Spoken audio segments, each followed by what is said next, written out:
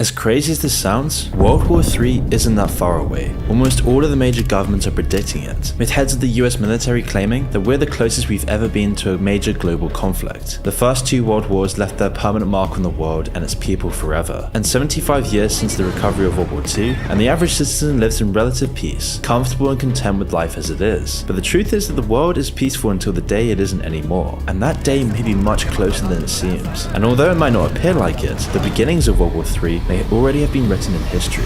Now historically there's been a lot of close calls. Because it's no secret that the world is at a boiling point right now, global tensions haven't been this high in decades, but even during the relative peace of the last 80 years, there have been some major causes for alarm. The Cuban Missile Crisis was the closest the world has ever come to a nuclear war, only ending after an agonizing standoff. Other Cold War conflicts like Vietnam and the Korean War threatened to spill over into a global conflict, but luckily never did. In 1983, the USSR's missile warning system had a malfunction and reported attack from the US, and was luckily saved by one Russian man's gut instinct, after suspecting it was a glitch and not passing up the warning to the chain of command. Billions of people around the world owe their lives to him for this, because we've been inches from catastrophe multiple times in just the past century, but so far we've narrowly avoided it. Although the next time we might not be so lucky. Historical trends and pressures are pushing the world closer to a boiling point. If you take a look at the past 400 years of history, you'll notice an alarming pattern. Conflicts between great powers happen with regularity almost like clockwork. Each of these wars have their own reasons, but the political scientist Graham T. Allison theorized that all of them are unified by the struggle of an emerging power with a dominant one. And he gave 16 historical examples of this happening, with 12 ending in war. In the World Wars, for example, the emerging power of Germany ran up against the hegemon of Britain, France, and the USA. Long periods of peace only came once the question is answered for good and one power is dominant. This has most recently been the USA, but before it was Britain or Rome. But what's concerning today is that we're about to see yet another example of this process in action. China has been an emerging power for decades, but with recent military expansion, they're finally looking ready to challenge the title. With their 2049 plan to be the world hegemon, this directly threatens the US's stability. And what's even more disturbing is that the other players in the game also seem rather familiar. The web of alliances and power blocks we see today are incredibly reminiscent to the world in 1913. China, just like Germany, seems dead set on disturbing the world order. Meanwhile, the stagnating power of Japan watches nervously from across the sea. But when you talk about World War III, most people will rightfully look straight at Russia. Because without the security of the Soviet system of buffer states, Russia's mentality has been sent back 100 years. Their regime lives in constant fear of a war across its massive, continent-stretching borders. And to cope with this and consolidate his own power, Putin has turned back the clock to the days of the Tsar, trying to rejuvenate the national spirits of Russia by invading Ukraine. Now, there are many reasons for this. Ukraine was always a part of the Russian Empire for centuries, and over this time relations between the two peoples varied, but fears of separatism and an independence movement led to a whole host of anti-Ukrainian policies over the last few years. But under the USSR, Ukraine suffered the most. Soviet policies created a man-made famine called the Holodomor in the early 1930s, which killed up to 7.5 million Ukrainians. But just a few decades later, and Russia is back looking to reclaim its lost glory at any cost, with Putin's official line being that Russia had to invade in order to buffer NATO's aggression. And this coincides with Putin's plans to shift Russian society further towards militarism. From 2021 to 2023, Russia's military budget has increased by 40%, and in January of 2023, Putin ordered the size of Russia's Western military to be increased to 1.5 million men. Although so far the war is going awfully, and international sanctions are severely damaging Russia's economy, with just the first week of the invasion cutting Russia's oil exports by 25%. In fact, it looks like Russia could collapse within 10 years. Because if the Russians see this as an existential conflict, and they know they can't hold a match to NATO, then nukes are their only option. The primary reason why everyone in the West has gotten shoulder to shoulder on this is they know that if Ukraine falls and Poland's next, there will be a direct fight, the Russians will lose, and then there will be a general nuclear exchange.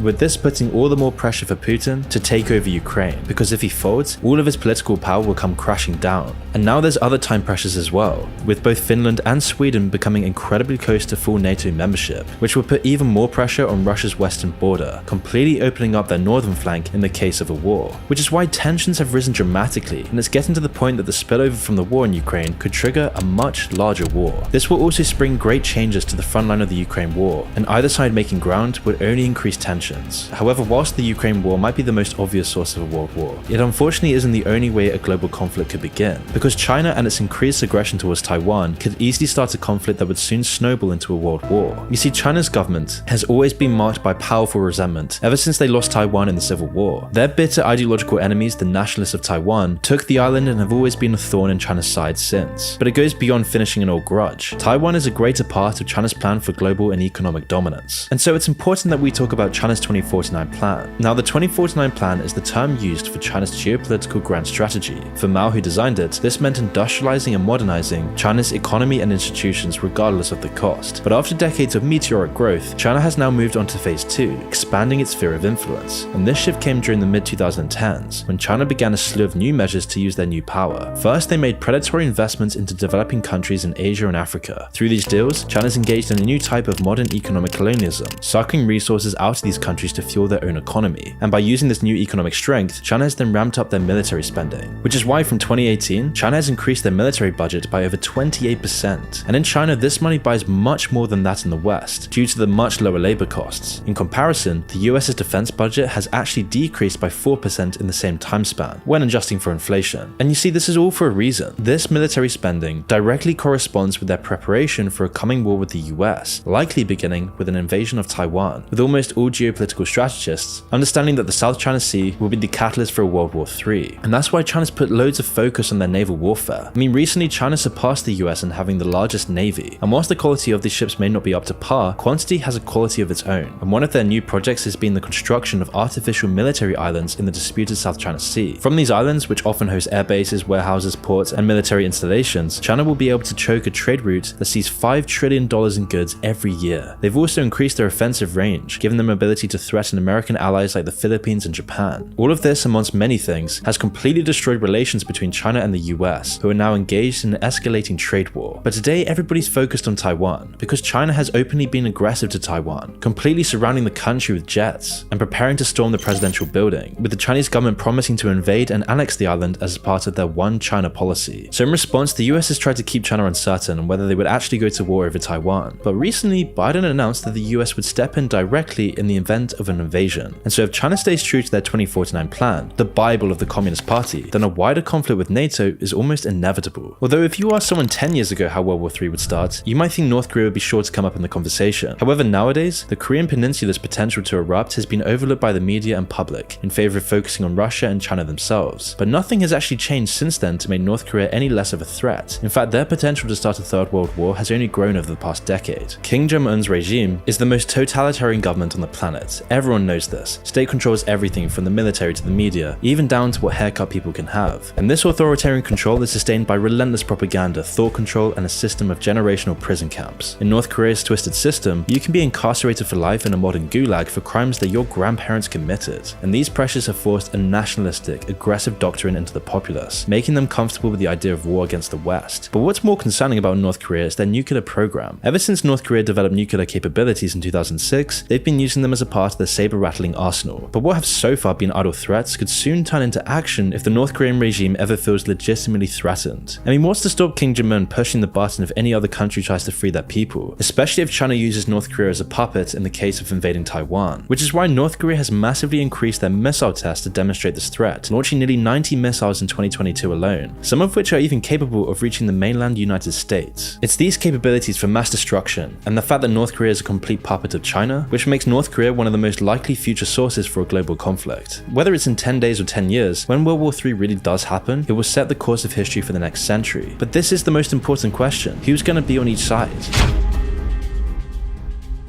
We've already seen how New Age conflict can affect everyone, not just those in battle. The invasion of Ukraine sent prices of essential goods and energy skyrocketing, and erased trillions of dollars from investment accounts, with losses comparable to the 2008 financial crash. So we're all left wondering, I'm diversified, why is my portfolio still getting wiped out? We're not diversified in the right way. See, Goldman Sachs released a shocking report saying the classic stock bond strategy won't be enough to keep investors afloat, having lost around 25% last year. So what do they recommend you do in order to salvage your stolen returns? Investing in real assets like fine art. It's surprising, but Goldman says fine art can protect your purchasing power even in times like these. Now you're thinking, that's great, but how can I benefit? With Masterworks, whose 11 X's have each returned a profit to their investors. See, Masterworks' platform lets you invest in contemporary art from legends like Picasso and Banksy, but for a fraction of the full price. We've talked about them for over a year, and if you're already signed up, you would have seen another 2 X's as recently as last month, for an amazing 10 and 35% net returns. No wonder paintings have sold out in less than an hour, and Masterworks even had to make a waitlist for signups. But use the link below and you'll be able to skip that waitlist immediately. Of course, a lot will depend on how the war actually starts. In a scenario where Russian aggression towards the West triggers a war, their survival would hinge on getting 2 key allies involved, Iran and China. You see, Iran has enjoyed the same shoddy reputation in the West as Russia, as they're obviously no friend of the US. I mean, the whole government came into being after overthrowing the pro-US regime, and ever since the 2 countries have been at each other's throats. Getting into the complex and bloody story would be way too much for this video, but it's safe to say they're no friends of the US at all, and would happily ally with Russia or China if they thought they stood a chance, as recently they've upgraded the cooperation, with Russia exchanging military technology for attack drones to be used in Ukraine. However, Iran's cooperation with China is a little more uncertain. After Xi Jinping's visit to Saudi Arabia, China seems to be taking their side in the Middle East Cold War. But when push comes to shove, Iran's vendetta against the West runs much deeper than the spat with China. But Russia also has other allies, although they're not even close to being superpowers. I mean, Belarus, for example, has assisted Russia in their invasion of Ukraine, letting Russian troops use their borders to attack. Russia has also friends in Central Asia, countries that fall within the old Soviet sphere of influence. However, China is the main prize, and would be trickier for Russia to convince in the event of a war, or at least it seems that way, because the 2 nations seem perfectly suited for a circumstantial alliance, but they don't have any formal military pacts yet, and this is because it isn't in China's interest to show their hand. A war between Russia and the US would destabilize their delicate trading balance, forcing them to give up one trading partner or the other. The US stands a much better chance of damaging China's maritime trade, which is a major deterrent to Chinese aggression or alliance with Russia, but China's Belt and Road Initiative has been eroding this weakness, because for the last couple of decades, China's been doing everything they can to destabilize the US's reigning power over the world, and that's why more of China's imports arrive by train now rather than boat. And while China deals with their economic vulnerabilities and develops their military, they're getting more and more likely to join Russia in an all-out war. China from the beginning has said that it will back up Russia. It will be Russia's ally because it wants to be a counterweight to American power in the world. For all its song and dance about its neutrality on the world stage, China has made its choice, siding with Russia against Ukraine. China would be happy to seize any chance they're given to upset the status quo if the timing is right, and if they did, China could definitely expect support from North Korea. The isolationist dictatorship is effectively a Chinese vassal, and they've already given their full support to China's claims on Taiwan. In fact, the whole of North Korea is only sustained by China itself. The whole regime would collapse if it wasn't for China, and time is also buying China more and more allies as the years go by. The new RCEP trade pact ties them to a free trade deal with pretty much the rest of the Pacific trading nations, and as this develops, the question of who is to side with who will get harder for many nations that aren't firm friends of the US to begin with. But the ultimate nightmare scenario for the West is a China-Russia-Iran coalition, but an active military relationship is doubtful. History does tell us that an economic and political alliance is much more likely than a military one. For example, during World War II, collaboration between Japan and Germany was incredibly limited, despite grand proclamations at diplomatic summits. Mexico will also play an incredibly undervalued role in a future conflict. So far, they've taken a neutral stance on the war in Ukraine, and have actually enjoyed good relations with Russia, being one of the only countries to adopt the Sputnik vaccine. And their alliance with the US isn't a foregone conclusion. Even though the US is Mexico's biggest trading partner, it's very likely that Russia will exploit Mexican neutrality or their ties with drug cartels to disrupt the US, rather than opening up a Northern American front. As for the West, they can count on lots of different alliances around the world. Every member of NATO would be expected to fight. An attack on one member is an attack on all members after all. And this means that the Russia would have to contend with the US, the UK, most of the European Union, including France and Germany, and crucially Turkey. And you see, Turkey's had the best relations with Russia, but NATO would force their hand in the event of a clear Russian aggression. The US's other allies would also likely get involved, like Japan, Australia, and the Philippines. And in a war against China, the US could expect the same allies as against Russia with a few key differences. Obviously, Japan and Australia would play a much larger role in the conflict, acting as the US's 2 bastions in the Pacific. Military cooperation has increased in recent years, with the announcement of the AUK-US Pact, which is the US, the UK, and Australia promising to work on increasing their military presence in the Pacific, with the crowning jewel of the treaty being a fleet of nuclear subs for deployment off of Australia's coast. As for other allies, the Philippines wouldn't be tempted to sell out to the US after decades of friendship. India will also play a pivotal role, as relations between India and China have been rocky to say the least, with there being lots of border skirmishes as the 2 growing powers rub against one another, with India being very wary of China's close relations to Pakistan, India's biggest enemy, and recent trade imbalances only serve to poison the relationship even further. And so through this specific alliance, the US hopes to choke out China's trade and ability to project maritime power. Whether this will work is a whole other story. So if World War III breaks out, what are the weapons that are going to be already used. While the sooner the war happens, the more the weapons will resemble what we see today, particularly in the war in Ukraine. You see, one of the most obvious things that we can learn from Ukraine is the prevalence and importance of missiles. Using them, Russia has kept up an almost non-stop bombardment of key Ukrainian infrastructure. In a future where we'll see massive advances in missile technology, and likewise in missile defense. Anti-tank missile launchers are also seeing lots of use in Ukraine, exposing a massive weakness of tanks to infantry ambushes, with analysis estimating that Russia has lost over 1,400 tanks, many as a result of Western anti-tank personnel weapons, like the Javelin or the NLAW. Future missiles are also likely to employ much more advanced guidance technology, such as AI, because even today, South Korea is fitting their attack helicopters with AI-guided air-to-surface missiles. Drones are also a very common sight in Ukraine, with the obvious strengths being that they're very hard to detect and even harder to shoot down, which is very effective for Ukraine to drop grenades on infantry. And as drone technology progresses, they will be able to carry heavier payloads, meaning we're only just seeing the beginning of drone warfare. The first attempts to weaponize airplanes saw pilots dropping objects like grappling hooks out of their cockpits. This then developed into mounting guns and actual bombs, so drones may follow the same pattern of development. But overall, the related idea of autonomous killer robots is taboo. But if the war gets desperate, then advances in this field may be inevitable. I mean, Russia's already been testing their own AI-driven robotic tanks. The URAN-9 is a fully autonomous ground vehicle equipped with a 30mm autocannon, among many other weapons.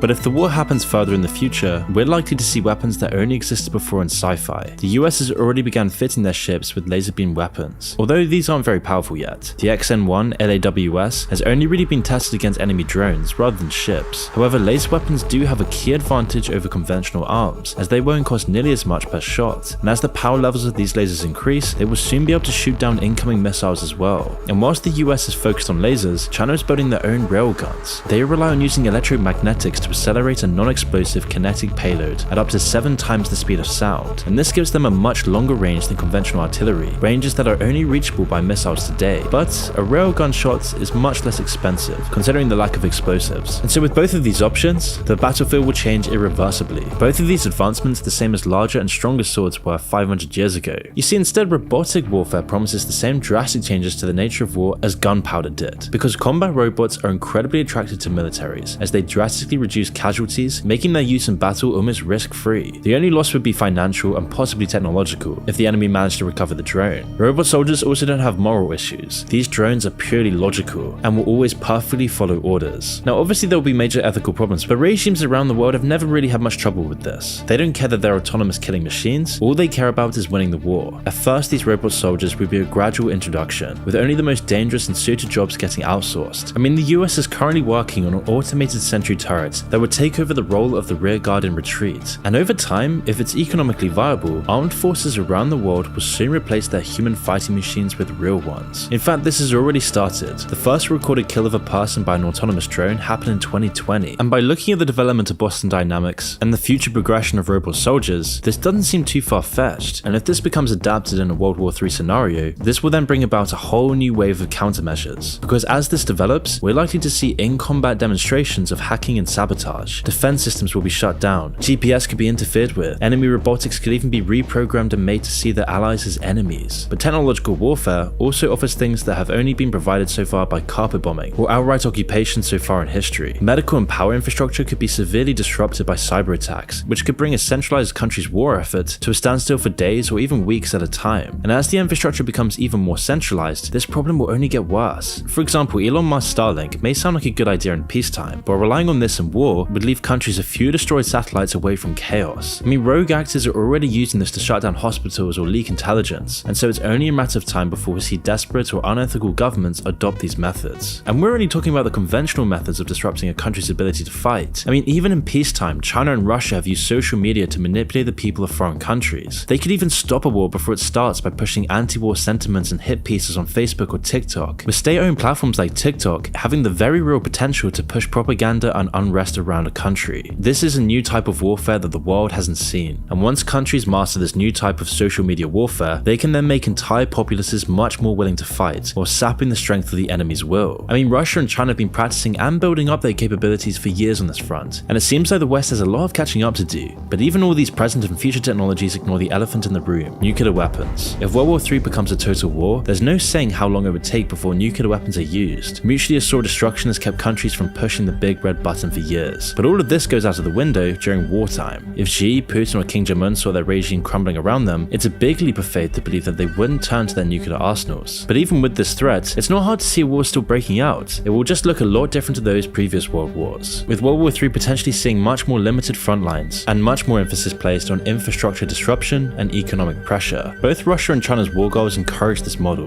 Both seem set on the occupation of specific countries rather than some grand plan for world dominance. Putin's Russia may not want to stop at Ukraine, but with the current pace things are going, any dreams of reuniting the Russian Empire won't come to fruition anytime soon, and any greater European war would look much more like an expanded war in Ukraine, with Russia defending attacks from both Finland and other parts of Eastern Europe. Likewise, it seems like China is set on taking Taiwan, but there isn't much reason to go beyond the one China policy, although what can be accomplished through occupation is much easier to gain through trade dominance and economic pressure. They would invade Taiwan, which would also have the effect of crippling the US's source of microchips, with things like microchips being the hidden war between the US and China right now. From Taiwan and their artificial islands, China would be able to suffocate trade in the Pacific, and so a war would likely revolve around who can control the shipping lanes, with the US pulling in Japan, Australia and other allies, with the ground war likely being limited to Taiwan and the Korean Peninsula. If China could establish regional dominance, they would be able to get all of the resources they need without outright invading Southeast Asia. And even though the Chinese Navy did surpass the US Navy in size in 2020, the US still possesses a dwindling technological advantage, adding in both side allies, and it looks like China isn't really ready for a war just yet. And unless America has other problems to worry about, a large-scale war in the Pacific would end very badly for the CCP, and could undo decades of work increasing their soft power over Asia. Russia, on the other hand, poses a much more direct threat. The EU would struggle to hold out against an overwhelming offensive, but Russia would have to make quick and stable gains before the EU's economic superiority kicks in or before the US gets involved. And this means that the real danger period for the West will come in the next few years. And if the Chinese military can develop enough before Russia loses their edge, the US and the West could easily lose a war on two fronts. And so with all of this in mind, it should be clear that a future world war would threaten our very existence, and the people who order the invasions most likely will never experience the horrors that they will inflict. And like every war, it's the people who will lose their friends, their families and their lives, regardless of the country that wins.